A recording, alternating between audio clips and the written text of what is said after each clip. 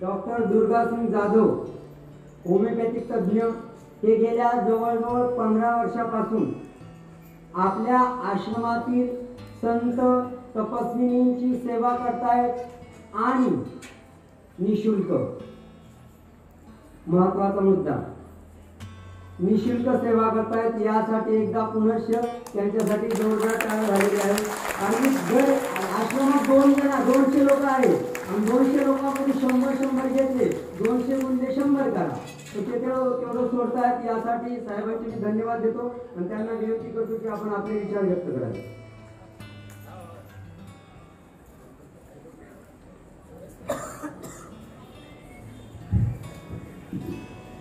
सर्वज्ञ श्री चक्रधर स्वामी अष्टशताब्दी अवतार दिन महोत्सवाच्या आपल्या सर्वांना हार्दिक शुभेच्छा।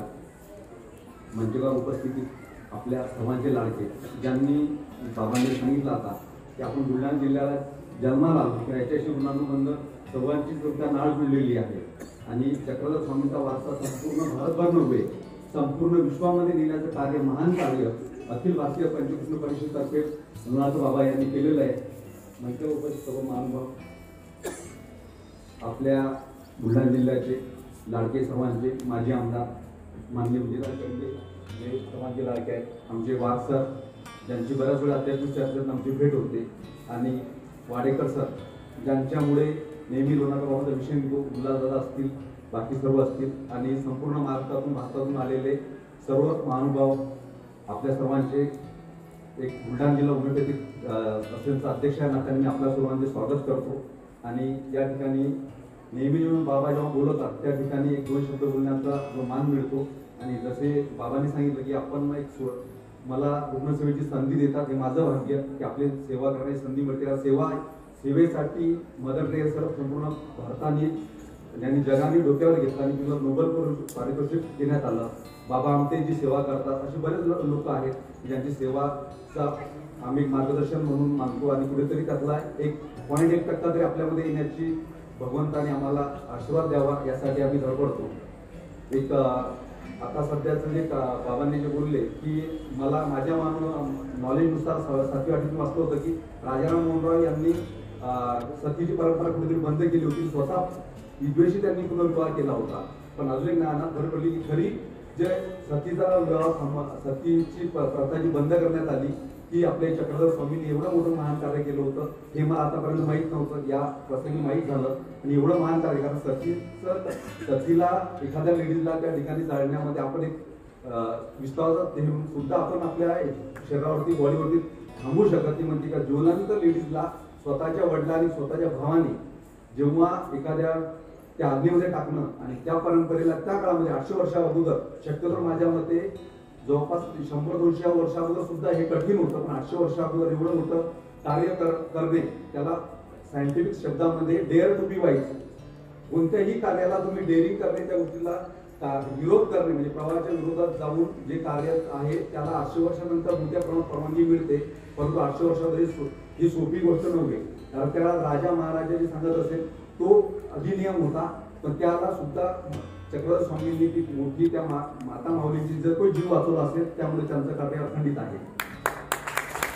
यासाठी आपण सर्वांनी त्यांचे आभार मानले पाहिजे, कारण की मी एका मुलीचा वडील आहे, मी समजू शकतो जेव्हा आपली लाडकी मुलगी, आपण जेव्हा एखाद्या ठिकाणी आपण जर का 4 दिवस बाहेर गेली किंवा 4 तास जर ती बाहेर गेली तर काय विकू शकते, एक भाऊ म्हणून आपण जाणू शकतो। हे महान कार्य महानुभाव पंथाच्या मार्फत चक्रधर स्वामींनी केलं, त्यासाठी चंद्र सूर्य तारे असेपर्यंत त्यांचा विसर पडणार नाही, याची आपण हे स्वीकारणे सत्य आहे। एक भगवद्गीतेतील माझा आवडता श्लोक आहे, जो सर्वात शेवटचा श्लोक आहे की यत्र योगेश्वर कृष्ण यत्र पार्थो धनुर्धरा तत्र श्री विजयभूती ध्रुवान नीती मतील मग। याचा अर्थ असा होतो की कृष्ण आणि अर्जुन स्वरूप बदललेले असतील, शिष्य आणि गुरुची परंपरा त्या काळापासून स्वीकारवादीत चालत आलेली आहे।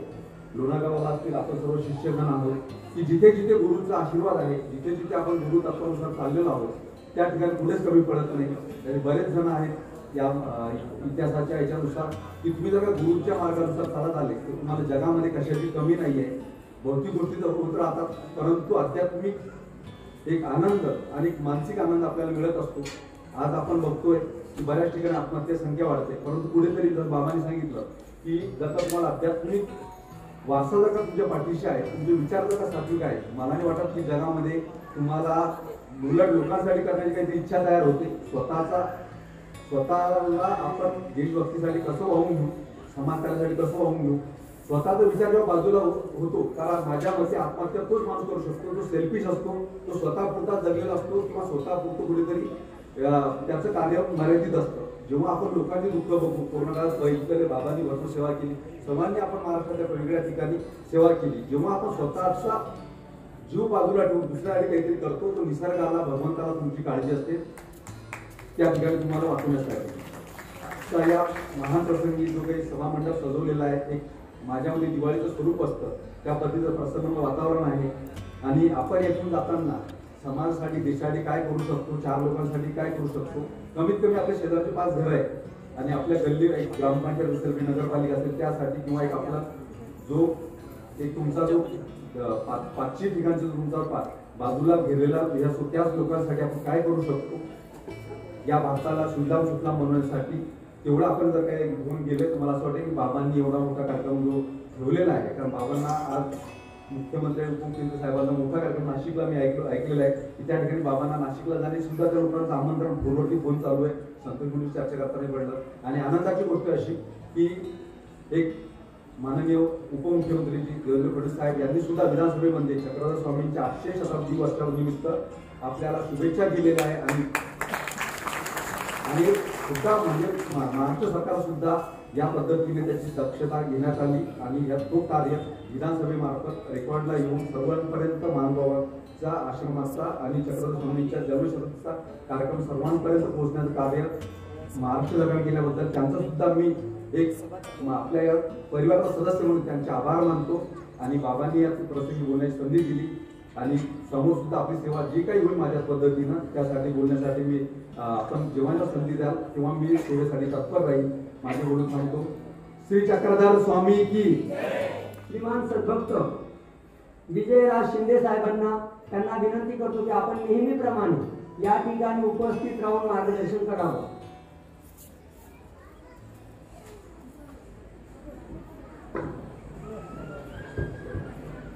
दंडवत. सर्वज्ञ चक्रधर स्वामी अष्टशताब्दी अवतार दिन कार्याच्या महोत्सवाच्या आजच्या या ठिकाणी प्रमुख आदरणीय लोणारकर बाबांना आपल्या सर्वांच्या वतीने दंडवत करतो. जे प्रमुख आचार्य म्हणून आज आपल्याला या ठिकाणी लाभले ते पाथरीकर बाबा, त्यांना सुद्धा आपल्या सर्वांच्या वतीने दंडवत करतो. आजच्या या अष्टशताब्दी अवतार दिनाच्या कार्यक्रमाच्या निमित्ताने व्यासपीठावर उपस्थित माजी आमदार आदरणीय हर्षवर्धनजी सपकाळ साहेब, आमचे महाले साहेब, मुंडे साहेब, जिल्हा परिषदचे सदस्य, आमचे माजी सभापती आदरणीय नरेश भाऊ शेळके, सागवणचे माजी सरपंच सातबाकरे, आमचे सागवण येथील सतीश पाटील, सुनील सर्वांच्या समोर या ठिकाणी मार्गदर्शन केलं त्या आदरणीय होमिओपॅथीचे आमचे डॉक्टर जाधव साहेब, व्यासपीठावर उपस्थित सर्व मान्यवर व व्यासपीठाखाली उपस्थित असलेले आमचे अतिश्रेष्ठ महानुभाव सर्व मान्यवर, आज दरवर्षीप्रमाणे यंदाही चक्रधर स्वामींचा अवतार दिन हा मोठ्या आनंदाने आणि उत्साहाने लोणारकर बाबांच्या आश्रमामध्ये तुम्ही आम्ही सर्वजण साजरा करत आहोत. याचा आपल्या सर्वांना मनापासून अभिमान आहे, मनापासून गर्व वाटतो. या आश्रमाच्या भूमिपूजनापासून तर आज जवळपास वटवृक्षामध्ये रूपांतर झालेल्या या आश्रमामध्ये तुमच्या सर्वांच्या सोबत मला सुद्धा उपस्थित राहण्याचा योग दरवर्षी मिळतो. हे माझं मी भाग्य समजतो, स्वतःला भाग्यवान समजतो. चक्रधर स्वामींच्या विचाराने, भगवद्गीतेच्या विचाराने, भगवान श्रीकृष्णांच्या मार्गदर्शनाखाली जी गीता, जो आचार विचार सातत्यानं लोणावळकर बाबांच्या आश्रमामधून मांडला जातो आणि केवळ महानुभाव पंथच नाही, महानुभाव पंथीयच नाही, तर विश्वातील, समाजातील समस्त मानव जातीतील स्त्री पुरुषाला जीवन जगण्याची एक नवी संजीवनी अशा कार्यक्रमाच्या माध्यमातून दिल्या जाते व त्याचं जीवन खऱ्या अर्थानं यशस्वी करण्याचा हा एक महामार्ग अशा कार्यक्रमाच्या माध्यमातून तुम्हाला आम्हाला मिळत असतो.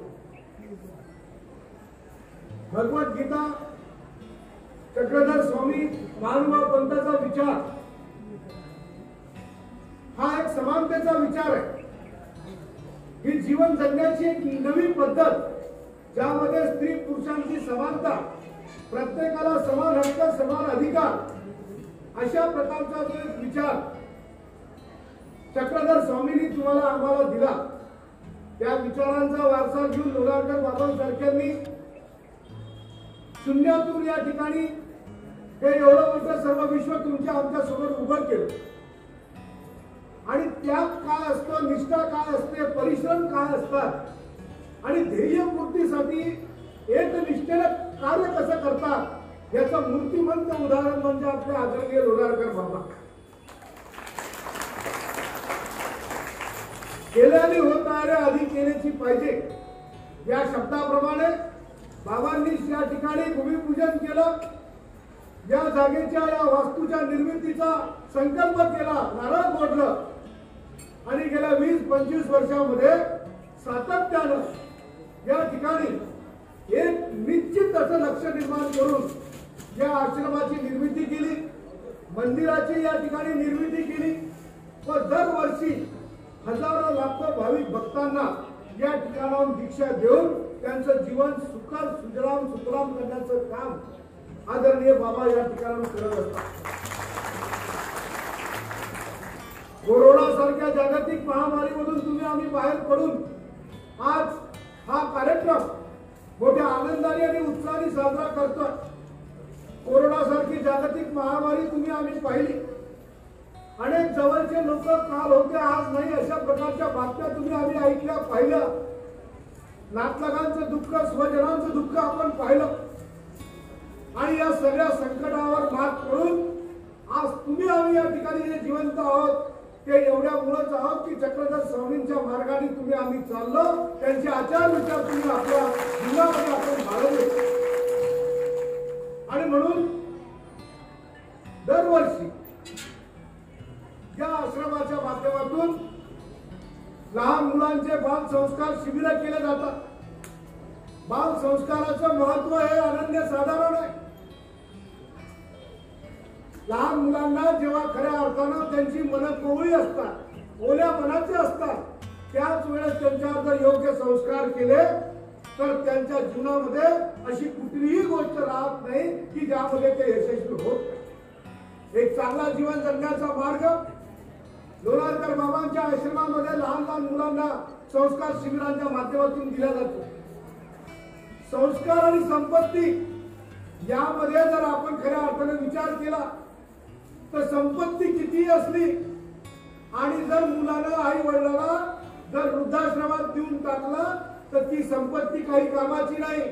आणि गरीब जरी असला आणि मुलावर जर चांगले संस्कार असले, जरी आपल्या आई वडिलांची सेवा केली तो त्याच्यापेक्षा मोठा संपत्तीवान आहे. हे संस्काराचं महत्व. आणि म्हणून या बाल संस्कारामधून पिढी घडवण्याचं काम होते, समाज घडवण्याचं काम होते, देश धर्म घडवण्याचं काम या बाल संस्काराच्या माध्यमातून या ठिकाणी केलं जातं. गीता स्पर्धेच्या माध्यमातून लहान लहान मुलं, विद्यार्थी, देशातील कारागृहातील कैदी, अधिकारी वर्ग, व्यापारी वर्ग, समाजातील प्रत्येक घटकापर्यंत गीता स्पर्धेच्या माध्यमातून गीतेचं ज्ञान त्या ठिकाणी पोहोचवलं जाते. गीतेचं महत्व पोहोचवलं जाते व गीतेचं ज्ञान आणि गीतेचं महत्व पोहोचवत असताना त्याला आपल्या जीवनाचं महत्व आणि आपल्या स्वतःच्या जीवनाचं ज्ञान सुद्धा त्या माध्यमातून प्राप्त होत असते. कर्मण्येवाधिकार असते मा फलेषु कदाचन या शब्दाप्रमाणे फळाची अपेक्षा न ठेवता या श्लोकाप्रमाणे फक्त कर्म करत जायचं. आणि जर आपलं कर्म चांगलं असेल तर भगवान श्रीकृष्ण, भगवान चक्रधर स्वामी, भगवद्गीता तुमच्या पदरामध्ये यशाची फळं टाकल्याशिवाय राहणार नाही एवढा माझा ठाम विश्वास. आणि म्हणून प्रत्येक चांगल्या कार्याला प्रत्येक चांगल्या माणसानं हात लावला पाहिजे. आपला चांगुलपणा, आपली सद्भावना जर कशामध्ये असेल तर एकमेकांना सहाय्य करू, अवघे धरू सुपंत. आपल्या एखाद्या छोट्याशा मदतीने जर कोणाचं जीवन त्या ठिकाणी सुधरत असेल, आपल्या छोट्याशा मदतीने एखाद्याचं घर उभं राहत असेल, संसार उभा राहत असेल, एखाद्याच्या जीवनामध्ये आनंदाची फुलं येत असतील तर त्या प्रत्येक ठिकाणी खऱ्या अर्थानं तुम्ही आम्ही प्रत्येकाने त्याला मदत केली पाहिजे. गुडत्याला काडीचा आधार दिला पाहिजे. आणि ती शिकवण खऱ्या अर्थानं लोणारकर बाबांच्या या आश्रमामधून आज हजारो लाखो भाविक भक्तांना मिळते. बाबा आपलं हे कार्य एक दैवी कार्य, ईश्वरी कार्य आहे. आणि त्यागी मूर्ती म्हणून खऱ्या अर्थानं तुम्ही हे जे काम करता तुमच्यासारखीच खऱ्या अर्थानं या ठिकाणची शिकवणूक ही आमच्या प्रत्येकाच्या जीवनामध्ये आम्हाला मिळावी हीच खऱ्या अर्थानं आजच्या कार्यक्रमाची आपल्या समोर उपलब्धी राहणार आहे. आणि म्हणून बाबांना पुन्हा एकदा दंडवत करतो आणि बाबांच्या हातून या वटवृक्षाचा आणखी मोठा वटवृक्ष हो आणि हे कार्य निरंतर या ठिकाणी चालू राहो त्यासाठी मी तन मन धनाने नेहमी या आश्रमाच्या आणि बाबांच्या सोबत राहील एवढं वचन देतो आणि माझे दोन शब्द समाप्त करतो. माननीय श्रीमान सद्भक्त हर्षवर्धन साहेब सपकाळ, अखिल भारतीय काँग्रेस कमिटी सचिव, माजी आमदार बुलढाणा यांना विनंती आहे की आपण या ठिकाणी आपले मार्गदर्शन करावे.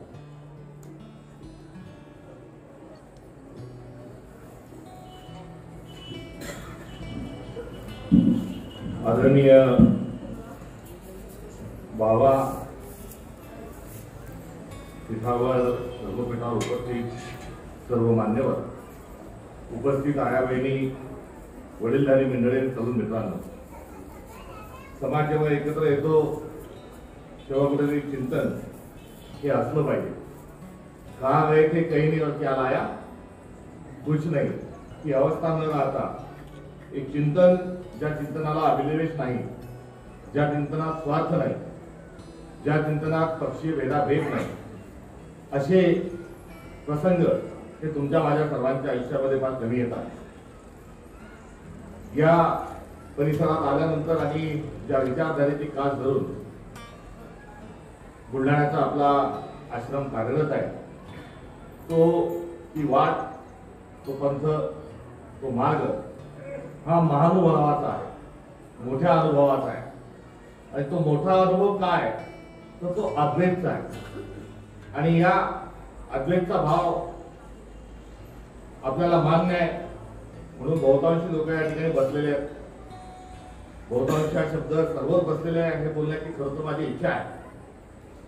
मात्र समजून न घेता कार्यगड्या कसं तर तू म्हणशील तसं नावाचं जसं वारा आलं तसं उपनणारी एक जमात ही आपल्या समाजामध्ये आपण सर्व कुठेतरी निर्माण करत चाललो काही चिंतन या ठिकाणी या कार्यक्रमातला शुभेच्छा देत असताना या ठिकाणी आशीर्वाद घेऊन जात असताना करावं वाटतं. आपला समाज, आपला धर्म, आपला भारत हा धर्म म्हणजे काय तर त्याचे वेगवेगळे चिंतन आहे. आपण शाळेत म्हणायचो भारत माझा देश आहे, सर्व भारतीय माझे बांधव आहे, माझ्या देशावर प्रेम आहे आणि भारताच्या विविधतेने नटलेल्या सांस्कृतिक परंपरेचा मला अभिमान आहे. सांस्कृतिक परंपरा म्हणजे धर्म असं आपण मानणारे आपण लोक आहोत. आणि यामध्ये इथलं अध्यात्म, आपल्या या भूमीतलं चिंतन हे जगाला कुठेतरी आकर्षित करणार आहे. आणि जगाला आपल्या देशाबद्दल कुठेतरी चीड येईल किंवा काय अडाणी लोक कुठेतरी किळस येईल, चीड येईल, भेदाभेदामध्ये, कुठे संघर्षामध्ये, कुठे जातीवादामध्ये, कुठे अंधश्रद्धेमध्ये, कुठे गरिबीमध्ये, उपासमारीमुळे, भूकमुळे असे काही गोष्टी की ज्या गोष्टीचं भूषण आपण बांधू शकत नाही. मात्र जगात ज्या गोष्टींचं आकर्षण आहे त्यामध्ये आपली एक आध्यात्मिक परंपरा आहे. म्हणून विदेशातले लोक जे कॅमेरा घेऊन येतात ते आपली परंपरा बघतात, आपले गोतावळे, आपले मेळावे सगळे बघतात. व्यक्तींच्या संदर्भात बोलायचं झालं तर महात्मा गांधी नावाचा एक माणूस आहे ज्याचं जगभरामध्ये आकर्षण आहे आणि देशभरात जगातल्या 206 देशांपैकी 180 देशात त्या माणसाचे पुतळे लागले. आध्यात्मिकतेच्या संदर्भामध्ये आपली तिची कास धरून कोणता विचार विदेशाला आकृष्ट करतो तर श्रीकृष्ण नावाचं एक जे मोठं एक तत्वज्ञानाचं एक श्रद्धेचं एक जे मोठं प्रतीक आहे नवे तर त्या विचाराला आपण नतमस्तक होऊन आपण काम केलं पाहिजे असं श्रीकृष्णाचा जो अवतार आहे त्या श्रीकृष्णांच्या बद्दल भगवान श्रीकृष्णाबद्दल जगात फार मोठं आकर्षण आहे. पुढे अमेरिकेत हरे राम हरे कृष्णावाले पांढऱ्या कातडीचे आपल्या आणि त्यांच्या रंगात फरक असणारे ज्यांना मराठीतले उच्चार देता येत नाही तेही कृष्णाचा जयघोष करत असताना नाचताना वागडताना आपल्याला दिसतात. तर गीता नावाचा जो आपला पवित्र मार्गदर्शक असा ग्रंथ आहे त्याचंही तेवढंच आकर्षण आहे. हे सर्व आकर्षण जगात असताना आपल्या जीवनामध्ये त्याचं आकर्षण किती हा संदेश आपल्याला सगळ्यांना घेऊन जायचा आहे. मात्र यामध्ये जी बाबाची अडचण आहे गीता सांगते कर्मल्येवा अधिकार असते महाफलेषु गदाट. हे गीतेने सांगितलं आपल्याला सगळ्यांना माहिती आहे पाठ आहे. मात्र व्यक्तिगत जीवनामध्ये जसं आपण जगताना कर्मल्येवा अधिकार असते ना इतके भले जितके मिळतील फळं हेच पाय गड्या कर्मले झाले तरी चालेल. आता कर्माला शून्य आणि फळालाच मागे जर आपण सगळे धावायला लागलो तर तोंडात आहे पोटात आहे हृदयात आहे डोक्यात आहे आणि ओठात आहे ही परिस्थिती निर्माण होईल. त्यामुळे आता जे काही आहे ते फळासाठी आहे आणि जो कर्म करेल तो बावळा हे समजण्याचं एक पद्धत आपण समाजामध्ये दृढ करत आहोत का याचं या ठिकाणी जर याचा सुतोवाच मी जर केला नाही तर या कार्यक्रमाला कुठेतरी मी प्रामाणिक नाही राहिलो असं मला या ठिकाणी मला एखाद्या म्हणून म्हणण्याचं तात्पर्य की लहान तोंडी मोठा काळजी मी कदाचित घेत असेल. मात्र घरात आम्ही शिकवत असताना हे समाजाचं ठीक झालं. मात्र घराच्या आत आल्यावरही काय तर घराच्या आत आल्यावरही पोराला आपण की कुठं काय कसं काय ना काही करेन जमो टेबलाच्या वरून जमो जमत वरून तर घालून जमो मात्र मेळ बसव हे इतपत त्याला सुसंस्कारित करत आहोत का त्याला आपण अजून काही जीवनाचे चांगले मूल्य देत आहोत का त्याच्यात गुणवर्धन करत आहोत का तर नाही. आपण त्याला एक ATM मशीन सर्वजण बरोबर चाललो आहोत आणि माझ्या पोराने जास्तीत जास्त नोटा छापणारी मशीन हे व्हावं. इकडून कापूस घातला तिकडून सूत निघतं इकडून सूत घातलं तिकडून कपडा निघतो इकडून बटाटे घातले तिकडून चिप्स निघतं इकडून टमाटे घातले तिकडून केचप निघतं. तसं आता इकडून शाळेत पोरग घातलं आणि तिकडून डॉक्टर आणि जो मोठा अधिकारी असा करून काढण्याचा जो एक मार्ग कुठेतरी आपल्या घरातलं एक चिंतन जे आहे ते अशा ठिकाणी आपण दुरुस्त करावं. जनता सोहळे आणि ह्या मागचे सर्व प्रपंच आहेत असा मानणारा मी एक कार्यकर्ता आहे आणि तोच ठेवा या ठिकाणून मी बाबांच्या साक्षीनं या धर्मपीठावर या ठिकाणी घेऊन जाऊ इच्छितो. एवढंच या कार्यक्रमाच्या प्रसंगाच्या निमित्तानं बोलतो. कोरोनाच्या महासंकटातून आपण बाहेर पडलो. कोरोनाच्या काळात शेजाऱ्याशी बोलायला तयार नाही. चुलता मायबापी गावाकडे असतील तर ते शहरात यायला तयार नाही. शहराचा माणूस आला तर तेल गावात घ्यायला तयार नाही. ह्या काळ आपण बघितला आणि या काळात जर आपलं माणूस पण आपल्याला जागृत करता आलं नसेल तर नेमकं काय बोलावं हा एक प्रश्न आहे. तर कोरोनाचा काळ बघितला. कोरोनाच्या काळात ज्याच्याजवळ पैसे होते त्याचे पैसेही त्याच्या काही कामी नाही आले आणि गरीब हा गरीब होता तरी त्याचा गरिबी जी आहे ही त्याला मरण्यापासून थांबू शकली नाही. त्यामुळे गरीब आणि श्रीमंत या दोन्ही मधला पैसे असून नसल्यासारखे घोटाळा असून नसल्यासारखा मोठ्या नातेवाईक आहेत ते असून नसल्यासारखे हा काळ आपण बघितला. आणि या काळात संकटाच्या काळात जर आपण मानवता वाचवण्याकरता आपण माणूस वाचवण्याकरता जर पुढे चार हात सामना करू शकत नाही तर ते कितपत योग्य आहे याचा विचार या ठिकाणी करत असताना कोरोनामध्ये आपण माणुसकी हरून बसलो होतो का आणि ती माणुसकी ही आपल्याला मिळवण्याकरता पुन्हा कोणती काळ धरली पाहिजे एवढं देखील या ठिकाणी बोलतो. आणि सत्य शेवटी जेव्हा यावर्षीचा आपला स्वातंत्र्याचा अमृत महोत्सव आपण साजरा केला. देशाला स्वातंत्र्य मिळून 75 वर्ष झाली. या 75 वर्षात जे जे काही चांगलं झालं त्या चांगल्याला चांगलं म्हणून चांगलं पण आपण जोपासतो. जे जे वाईट झालं असेल त्याबद्दल भारत मातेची आपण माफी मागतो. जे चुकीचं चाललं असेल ते कर्तव्य बुद्धी या नात्यानं आपण त्याला थांबवण्याचा हा प्रयत्न करू आणि स्वातंत्र्यानंतरचा आपला जो एक ढाचा आपण लोकशाहीच्या पद्धतीचा स्वीकारलाय, ही कायद्याची व्यवस्था आणि एका ठिकाणी बसायला स्वीकारलेली आहे, हिचे पाळंमुळं ही कुठेतरी आपल्या संस्कृतीमध्ये आहे. कुठेतरी महानुभाव पंथाच्या चक्रधर स्वामींच्या विचारसरणीला अनुसरून या लोकशाही प्रक्रियेची मूल्य आहेत असा मानणारा मी एक कार्यकर्ता आहे. ज्या आपण समाजामध्ये राहत होतो, ज्या गोतावळ्यात राहत होतो, तिथल्या गोष्टी पटल्या नाही, तिथल्या गोष्टी चुकीच्या होत्या. तिथल्या गोष्टीमध्ये काही लोकांनी वर्चस्व स्थापित केलं होतं, काही लोकांनी अनेक ठिकाणी अनेक दुकानं उभारून समाजाचं शोषण चालवलं होतं. आणि या सगळ्या गोष्टीला कंटाळून शुद्ध तंत्रज्ञान आणि ईश्वराचा जो सिद्धांत आहे आणि आध्यात्मिकता जो सिद्धांत आहे, हा 12व्या दशकामध्ये थोड्या ठिकाणी आजपासून 1000 वर्षापूर्वी चक्रधर स्वामींनी आपल्या समाजाला, आपल्या धर्माला, आपल्या काही चुकीच्या चालू शुद्ध करण्याकरता महानुभाव पंथांसारखे एक पवित्र व्यासपीठ निर्माण केलं आणि त्यातून तात्कालीन त्या सर्व मंडळींना दूर ठेवण्याचं आणि त्या चुकीच्या रूढी परंपरा दूर ठेवण्याचं काम केलं. त्याच्या 100 वर्षानंतर बसवेश्वरांनी देखील लिंगायत धर्माच्या माध्यमातून तेच काम केलं. त्याच्या नंतरच्या वारकरी संप्रदायाच्या परंपरेमध्ये ज्या तात्कालीन जी लोकांचं वर्चस्व होतं, तात्कालीन लोक ती छळत होती समाजाला, त्या सगळ्या छळणाऱ्यांपासून मुक्त करण्याचं काम केलं. संत कबीरांनी ते काम केलं. ज्ञानेश्वर महाराजांनी संस्कृत मधली गीता ही मराठीत लिहिली म्हणून त्यांना वाळीत टाकण्याचं काम केलं. त्यांना वाळीत टाकणारे लोक काही दुसऱ्या जातीचे, दुसऱ्या धर्माचे नव्हते. त्या तुकाराम महाराजांच्या गाथा नदीमध्ये डुबवण्याचं काम केलं. ते डुबवणारे लोक दुसरे नव्हते. आता तुकारामांनी तोच प्रयत्न केला. वारकरी संप्रदायाने पहिले 14 जातीतल्या 12 जातीतले संत त्या ठिकाणी दिले. शाहू फुले आंबेडकरांनी पुढे तेच केलं. गांधींसारख्या माणसालाही गोळ्या कुठेतरी खाव्या लागल्या आणि हाच मुद्दा रेटला जातो म्हणून दाभोळकरांचा, कलबुर्गींचा, पानसरेंचाही हा कुठेतरी खून होतो. आणि या सगळ्याचा संदर्भ समजून घेत असताना सावित्रीबाई फुलेंनी जेव्हा पुण्याला पहिली मुलींची शाळा काढली, आज आपण सर्व आपले लेकरं पाठवतो. माझा शेतकरी भाऊ असेल, गावातला भाऊ असेल, मुलं शिकायसाठी हरी बुलढाण्याला येतो, शाळेत गेलं पाहिजे पोरगं म्हणतो, पोरगी शाळेत गेली पाहिजे म्हणतो.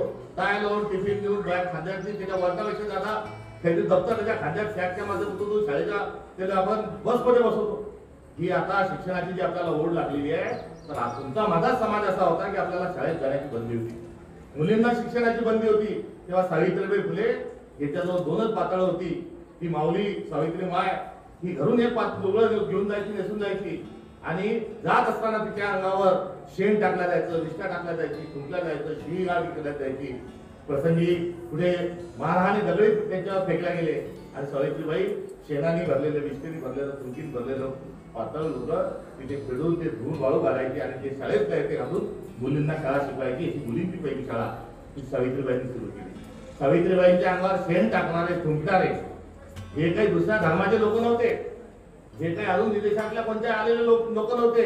हे तुमच्याच माझ्या समाजातल्या धर्मातले जे धर्म बुडवे आहेत, या सगळ्या मंडळींनी जो या आध्यात्मिक वारसाला जो त्रास दिलेला आहे तो आपण स्मरणात ठेवू. त्यांच्याबद्दल क्रोध म्हणून नव्हे, त्यांच्याबद्दल आकस म्हणून नव्हे, तर जे शुद्ध जे बीज आहे, जो शुद्ध विचार जो आहे, आज आपल्याही सगळ्याचे ठेकेदार म्हणून खूप लोक फिरतात आहेत.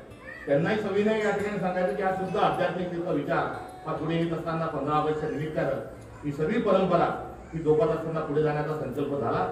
आणि आता आपण 75 वर्षात स्वातंत्र्याच्या ज्या पूर्ण झालो त्याबद्दल भारत मातेच्या पुढेही या कार्यक्रमाच्या अनुषंगाने या ठिकाणी नतमस्तक होताना त्या स्वातंत्र्याच्या अमृत महोत्सवाच्याही मी आपल्याला शुभेच्छा देतो. आणि त्या भारत मातेची माफी मागतो अजूनही की अजूनही उपाशी पोटात अन्न नसणारी माणसं आमच्या देशामध्ये आहेत आणि ती दूर करू शकतो नाही. कुठेतरी बलात्कारासारख्या आरोपातल्या आरोपींना सोडून दिलं जातं, याच्याबद्दल सर्व वाटते त्याची भारत मातेची माफी मागावी वाटते. कुठे काश्मीर मधल्या एखाद्या माणसाला घरासकट जाळून टाकलं जातं, त्याची माफी मागावीशी वाटते. एखादा पोरगा मुख्याध्यापकाच्या कॅबिनमध्ये जाऊन पाणी पिला तर तो कोणत्या जातीचा आहे समजून त्याला मारझोड करून त्याला मारून टाकलं जातं. याबद्दलही मला भारत मातेची माफी मागावी वाटते.